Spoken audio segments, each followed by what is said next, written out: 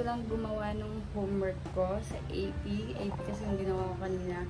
Pero may mga iba pa din akong homeworks na tatapusin. Pero I decided to finish them later na lang since ako lang isa dito sa bahay kasi umalis sila and kailangan ko yung dipkitin. Kailangan ko din maghugas and then kailangan ko din linisin yung electric fan ko and then kailangan ko din ayusin yung mga damit ko kasi sobrang kalat. So, ayun lang guys and I'll get back to you later. Bye.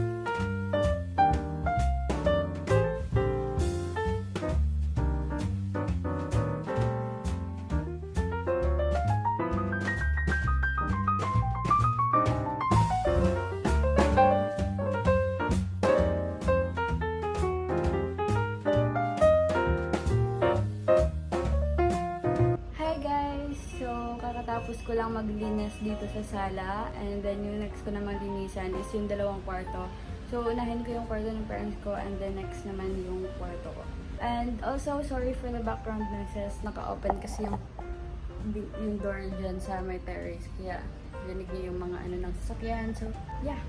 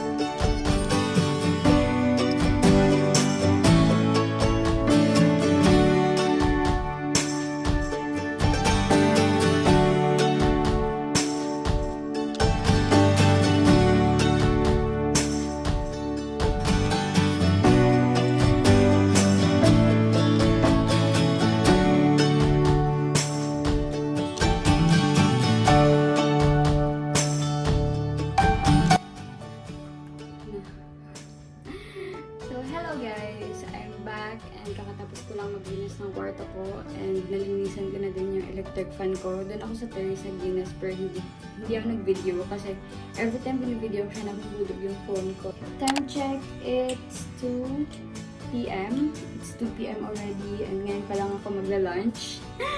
At since mag-isa tayo dito, kailangan natin buhayin yung sarili natin mag-isa. So ayun, magluluto muna ako guys and I'll get back to you later. Hello guys, I'm back and as you can see, nakaligo na ako kasi today I'm gonna do my workout kasi sa PE namin, we are asked to do a 4 weeks workout challenge and ayun, gagawin ko yung pang 1 week ngayon pero hindi ko papakita sa inyo yung nag-workout ako kasi wala lang, nawiwirduhan lang ako and then bukas siguro yung pang 2 weeks gagawin ko and also sorry for the background noises if naririnig niyo yun. And yeah, I will see you guys later. Hi guys!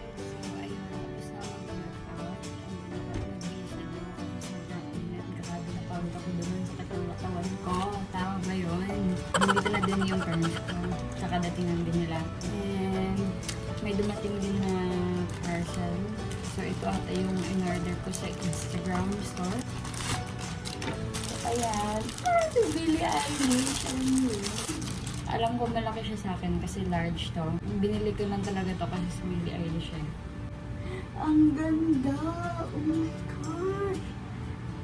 Oh my gosh, ang ganda na ito ba? Oh, ang ganda! Oh!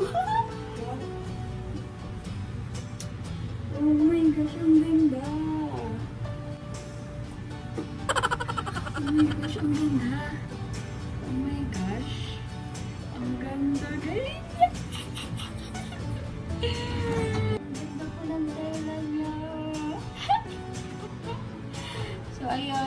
way, nabili ko to sa isang Instagram store. So, ito yung store.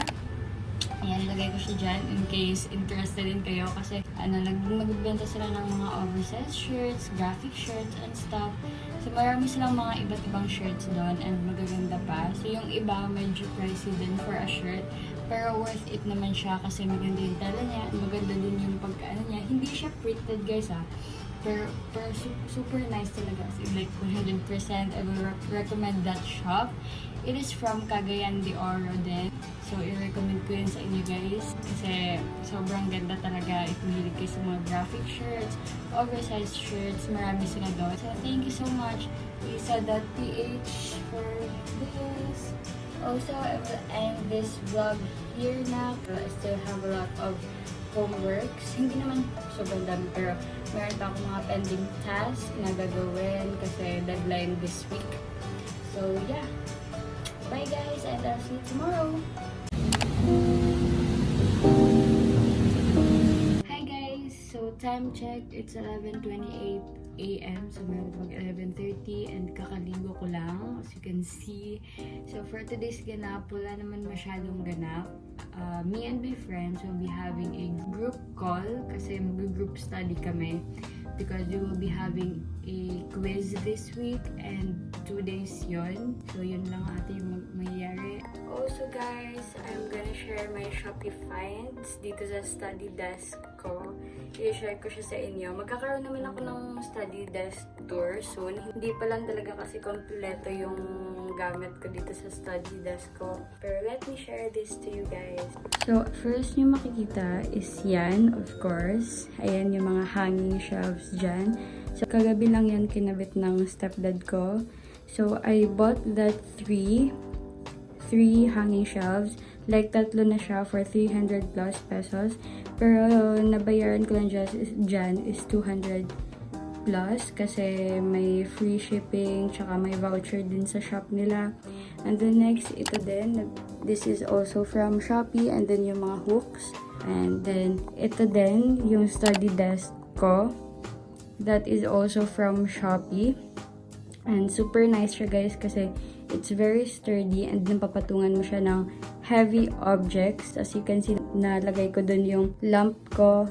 So, ayun. Super nice talaga. And then, may lagayan din siya sa baba. I will 100% recommend that. And then, next naman is yung chair ko. Super nice din ang chair ko kasi na-adjust mo siya. Kung gusto mo siya pababaan or pataasin, na-adjust mo siya. So, ayun, that's it for the mini tour. Next time na lang magkakaroon ako ng video na study desk tour. So, itutour ko kayo dito. Hindi mo na sa ngayon kasi kulang pa yung mga materials ko dito sa study desk ko. So, if makakomplete ko na siya, dun pa ako magkakaroon ng study desk tour. So, ayun, stay tuned for that. And yung mga mention ko na products sa inyo kanina, ililink down ko lang siya baba sa description box. So, make sure to check it out, guys, because I will literally 100% recommend this stuff. So, ayun. Yeah, that's it.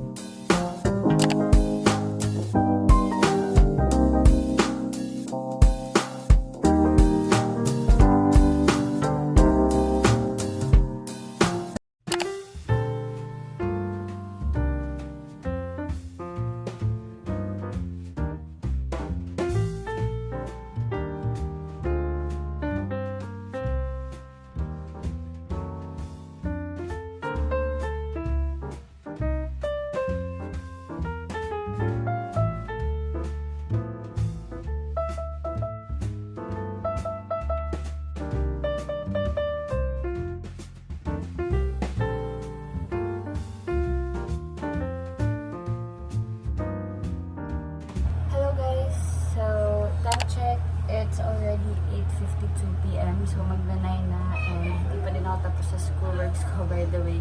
Pero dalawang schoolworks na lang yung kailangan kong tapusin and I think naman matapos ko siya before mag-midnight kasi mamaya daw mag-midnight study daw kami ng friends ko. So ayan, magko-call kami kasi mag-study kami ng math. Sana mag-absorb siya sa utak ko. So yun na. Also, we bought Macau.